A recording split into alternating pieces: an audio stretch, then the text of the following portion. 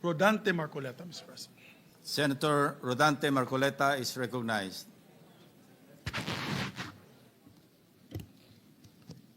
Marami pong salamat, Mr. President. Ako po ay tumatayo ngayon para sa isang usaping pampersonal at pangkalahatang pribilehyo. Ginoong Pangulo, ang gulo-gulo na po natin. Ito pong huling pagdinig sa Blue Ribbon Committee na kung saan ay lumabas po ang isang testigo na nagngangalang Master Sergeant Orly Gutesa. Ako po ay nabansagan na kulang po sa kortesiya. Para sa akin po ay hindi po tama na nagpapasaringan po tayo ng ganun. Iisa po ang ating layunin. Hindi po tayo magkakalaban sa layunin na matuntun po natin ang pinaka-problema kung bakit nasadlag po ang ating bansa sa ganitong kalagayan. Hindi ko naman po kasalanan ako po'y hanapin ni Sergeant Gutesa. Hindi ko po siya kilala eh. Hindi ko po kasalanan kung ako po ang hinanap niya at hindi iba. Nung pong makita ko po yung kanyang salaysay, ang sabi ko lamang po sa kanya ay, kung malakas ang loob mo talaga at naniniwala kang dapat mong gawin ito para sa iyong bansa, dalawa lang ang pwede mong gawin para sa akin. Ipanotaryo mo yan at kung malakas ang loob mo, bukas ng umaga bago mag-alas 9, kailangan nandun ka na sa Senado. Alam po yung notaryo, para sa akin lang po yun eh. Gusto ko lamang siyang testingin kung talagang totoo nga ang kanyang mga gustong banggitin. Ang pinakamahalaga po ay haharap siya, tatayo, at susumpa sa kalagitnaan ng pagdinig. At doon ay pakikinggan natin.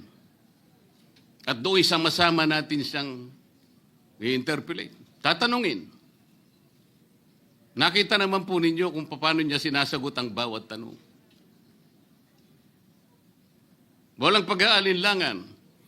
Siya lamang po ang natatangi na testigo na kumonekta sa pangalan ni Saldico at Martin Romualdez. Wala nang iba. Ngayon po siya ay naharap sa napakaraming pasaring din. Bakit po ako ay walang kortesiya? Hindi po ba ako'y humingi ng panahon sapagkat hindi ko naman po alam kung talagang darating siya nung araw na yon, kaya hindi na po ako nagsabi. Gusto ko talagang paniwala ang darating siya. Dumating nga po siya, kaya ako siya inilabas. Pero kung pag-uusapan po ay kortesiya, balikan po natin ang mga nangyari.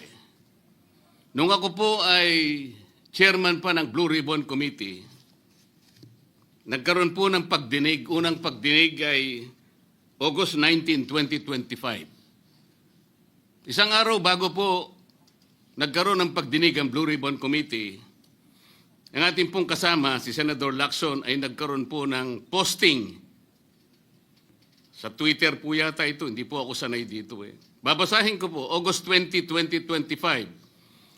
The Senate Blue Ribbon Committee hearing yesterday is akin to the cart going ahead of the horse. Had the cart waited one day, it would not have missed the details of the truth about the many substandard ghost projects and more that will be exposed in my privileged speech today. Yun po ba ay courtesy din? Sa akin pong palagay, hindi dapat po nagkaroon ng ganitong pagpapasaring. Alam ko po ba kung sino-sino ang tatayo para mag-deliver ng privilege speech? Matagal ko na pong sinabi noon kung kailan po ang pagdinig. Wala po akong itinago.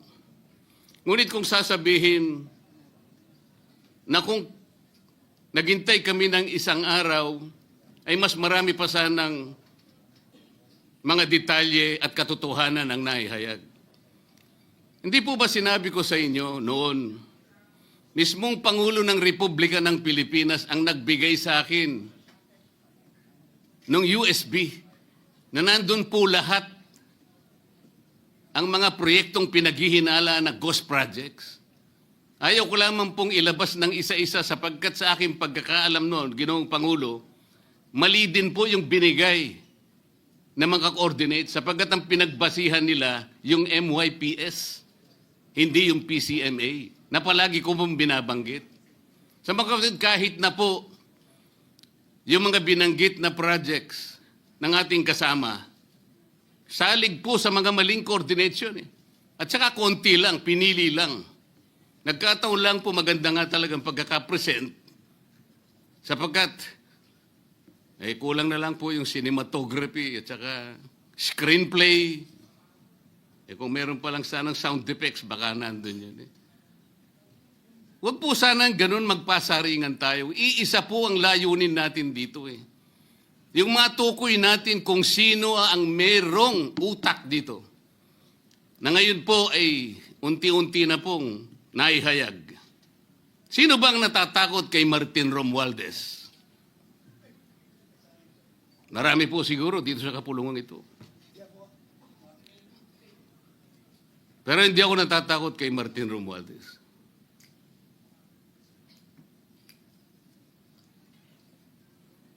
Ngayon po, kino-question po yung notarization ng statement ni Gutesa. Dahil yung babae po, yung abogadong babae, nag-notarize, tinalikuran po niya ang kanyang signature, yung kanyang pirma. Nandyan po ba yung assistant natin para ipakita po natin? Ayan po yung huling bahagi ng dokumentong ninotaryo doon sa opisina ng abogadang babae na ngayon ay tinatalikuran niya ang kanyang pirma. Doon sa right side po, ayan po yung ninotaryo sa dokumento ni Gutesa. Yung kaliwa po ay iba pong dokumento. Tingnan po ninyo yung pagkakahawig. Ibig po ba ninyong sabihin, Ginoong Pangulo, yun pong notarial details, na yun po yung kulay blue, na kung saan nandyan yung PTR, nandyan po yung MCLE number, nandyan po yung kanyang roll number, ang kanyang address. Nakuha po ba ni Gutesa mula sa opisina ng abogada at in-stamp niya? Pagkatapos po yung detalye na nasa bandang kaliwa na kung saan makikita nyo document number, page number, book number, series of 2025. Makukuha po ba ni Gutesa mula sa libro, mula sa notarial register ng abogado? Paano niya makukuha? Tingnan po ninyo yung kabila, ganun din. Bakit po natin hahanapan ngayon si Gutesa at sasabihin pa natin dahil lamang tinalikuran ng babaeng nagnotaryo ang kanyang pirma? Pangkaraniwan na po kasi, Ginoong Pangulo, kahit pumunta kayo sa maraming lugar na kung saan nagnunotaryo, hindi nyo po makikita roon ang abogado. Iaabot nyo lang sa kanyang papel ninyo, pagkatapos isosoli niya sa iyo, pagkatapos nyo magbayad. Itatanong po ba ni Ginoong Gutesa, bago siya umalis, tatanungin po ba niya doon sa babaeng kausap niya kung sino man yun, Madam, kayo po bang may pirma nito? Wala pong ganun eh.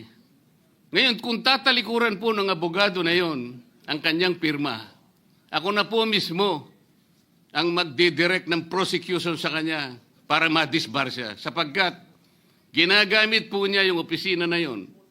Pakita po ba natin, pwede po nating ipakita yung opisina, yung kanya, ayan po yung kanyang lugar. Ang opisina po niya ay sa Ermita, ngunit yan po ay ginagamit niyang address.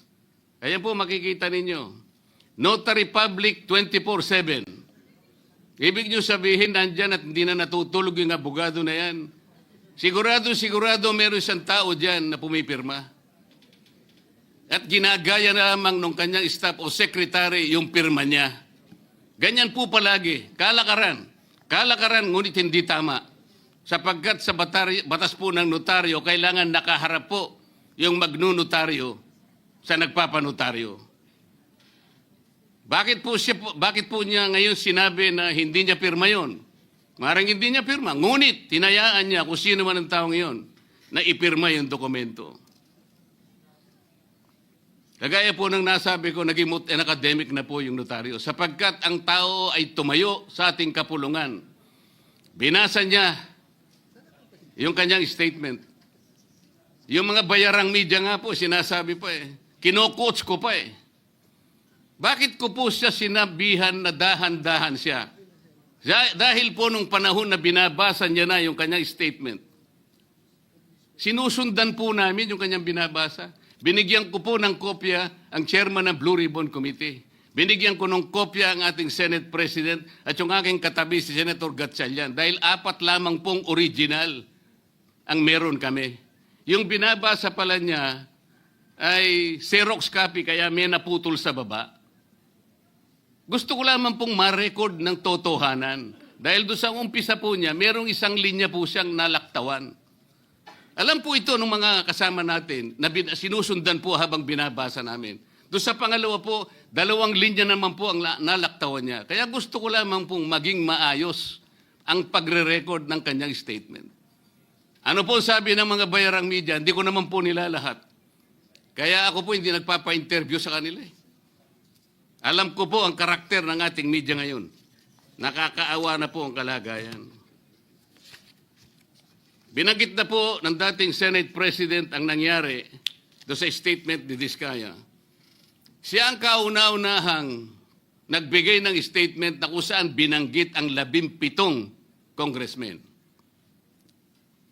Ngunit nakakapagtaka. Hindi na po natin tinutuntun yung 17 na yon. Kagaya na nga sinabi ng Senate President, napupunta na, natutuon na yung pagtuntun sa mga kasama natin dito. Bakit po? Natatakot ba tayo kay Martin Romualdez? Siguro po, yung iba sa inyo natatakot. Ginoong Pangulo, naghalo na po ang balat sa tinalupan. Bakit po? Ngayon ko lamang po nakita sa pagdinig ng Blue Ribbon Committee. Nandun po yung Justice Secretary.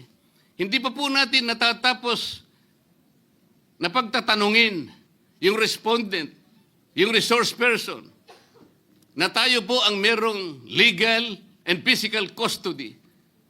Hindi ko maintindihan kung bakit dadalhin niya sa kanyang opisina at pagbalik niya, meron na siyang supplemental affidavit. Ano po ba itong nangyayari sa atin? Meron na ba tayong alituntunin? Meron na ba tayong agreement sa pagitan ng DOJ at ang pag-imbestigang ginagawa natin sa Blue Ribbon Committee? Hindi ko na po maintindihan kung ang Blue Ribbon Committee is the investigative arm of the Department of Justice. Ang sabi ko po nung nasa ikalimang pagdinig pa lang tayo, sapagkat nakikita ko na po ito, kaya po naghangad pa ako sa ating chairman no na sana'y paraanin niya ako, meron lang akong gustong isang guni muna at pag-usapan sana muna. Hindi naman po ako nabigyan ng pagkakataon kaya nagkaroon pa po ng konting sagutan doon. Ito po yung gusto ko sanang ayusin muna, pag-usapan muna natin. Lalong-lalo na po ang kaugnayan natin sa bagong tatag na ICI, Independent Commission on Infrastructure. Ano po bang ugnayan natin dito? Hindi po ba tayo mag-uusap muna? Hindi ba tayo gagawa ng regulasyon muna? Meron po tayong mga doktrinang isinasaalang-alang. Nasaan na po ang institutional boundaries? Nasaan na po ang separation of powers? Nasaan na po ang system of checks and balances? Di ba natin isasaalang-alang ito? Dadalawang tao lamang po ba ang mamamagitan sa pagitan ng mga institusyon na ito? At mawawala na po kami sa picture? Are we supposed to be kept in the dark, Mr. President? Yung po, kung mo ba sinabi ng ICI na isa sa kanilang mga poder, kapag ka nag-request po sila, makakakuha sila ng impormasyon sa House of Representatives, sa Senate, sa Korte, sa Sandigang Bayan, at kahit sinong otoridad. Ibig ba sabihin wala na tayong opsyon na tumanggi? Kailangan po natin pag-usapan muna yon. Ang nangyayari po sabog-sabog na po eh. Baka nga yun ang isang dahilan kung bakit nag-resign po yung advisor na si Mayor Magalong ng Baguio. Yung pong mga pasaring, ito po yung nakakapagbigay sa atin ng hindi naman kailangang pag-aaway-away o pag-aalitan. Hindi po maganda sa ating panig ito. Tingnan lamang po natin yung interview sa DCMM ng ating kasamahan, chairman ng Blue Ribbon Committee, ng mga host ay si Victoria Tulad at si Christian Yosores noong September 28, 2025. Ang tanong po nila, ilang hearings pa ang nakikita ninyong gagawin ninyo? Ang sagot po ng ating kasama, Senator Lacson, yun ang hindi ko pa masabi. Dahil kung may bagong lumalabas na mga testigo at masustansya yung sasabihin, meron pang mga kakulangan na dapat na mapunuan, magtawag tayo ng pagdinig. Tama naman po yun. Pero ito pong pangalawang saknong, ang sabi po, pero kung paulit-ulit lang at masa-sidetrack o kaya palihis yung direksyon ng inquiry, yun ang i-assess namin kasi medyo lumihis na. Ano po yung lumihis? September 28, dito lumabas si Master Sergeant Orly Gutesa. Lumihis po ba o dumiretso? Mula kay Saldico, ikinonekta po niya kay Martin Romualdez. Sa akin palagay, dumiretso po, hindi tayo lumihis eh. Pagkatapos tinanong pa po, do you think po, coach po si Gutesa? At iba pong observation, baka si Senator Rodante Marcoleta dahil parang sinabihan siya nung nagbabasa siya. O nalimutan mo, balikan mo itong paragraph na ito. Naipaliwanag ko na po kung bakit ko lamang sa sinansala at sinabi kong balikan mo sapagkat meron nga po siyang nalalaktawan base po sa sinusundan namin na binabasa niya na dokumento. Ang sagot po ni Senator Lacson, medyo natawa pa nga siya, kayo nang humusga sa lahat ng yan, tayo nag-viral na. Siguro, ang sasabihin ko na lang, yung hula nyo, yun ang hula ko. O hula ko, hula nyo. Parang, your guess is as good as mine. Hindi po maganda yung inference eh. Parang ang lumilitaw, kinots ko eh. Bilang isang abogado, magmula po nung ako'y maging abogado, inisip, hindi ko po ginawa yung mga bagay na ito. Komisar nga ako eh. Hindi na abogado, sila pa yung nagsasabi eh. Katulad po ni Saldico, ang sabi ko lang naman po eh, matunog na yung pangalan niya, napakaraming sources na nagsasabi, kumukonekta kay Saldico, pwede ba natin siyang imbitahin? Ang sabi po, hindi na raw siya imbitahin because of interparliamentary courtesy. Ang sabi ko po, ang interparliamentary courtesy hindi po nalalabag kung iimbitahin lang siya. Halimbawa, invitation letter lang. Nagawa ko po yun kay Congressman Toby Chanco. Voluntaryo po yun eh. Kung darating siya, salamat. Kung hindi siya darating, okay lang. Ngunit, ang pinag-uusapan natin ay problemang kasangkot na po ang kinabukasan ng ating bansa. Sasabihin ba natin interparliamentary courtesy? Nakikinig po ang buong bayan. Tatakpan po ba natin ng dahil sa interparliamentary courtesy? Nakasulat po ba sa bato yun? Absolute po ba yun? Yun po yung aking ikinasasama ng loob eh. Hindi po tayo dapat mag-away-away. Iisa po ang ating layunin. Ang ating bansa ang pinaka-importante sa ating lahat. Bakit po kinakailangang ilihis natin? Bakit po tayo gagawa ng paraan para pagtakpan po natin ang hindi dapat pagtakpan? Ginoong Pangulo, ngayon po'y masasabi ko, si Master Sergeant Orly Gutesa ay mas credible pa po kaysa sa marami sa atin dito sa kapulungan ito. Si Master Sergeant Orly Gutesa, mas matapang kaysa sa mas marami dito sa ating kapulungan. Maraming salamat po, Ginoong Pangulo. Thank you, Senator Marcoleta. Majority Leader.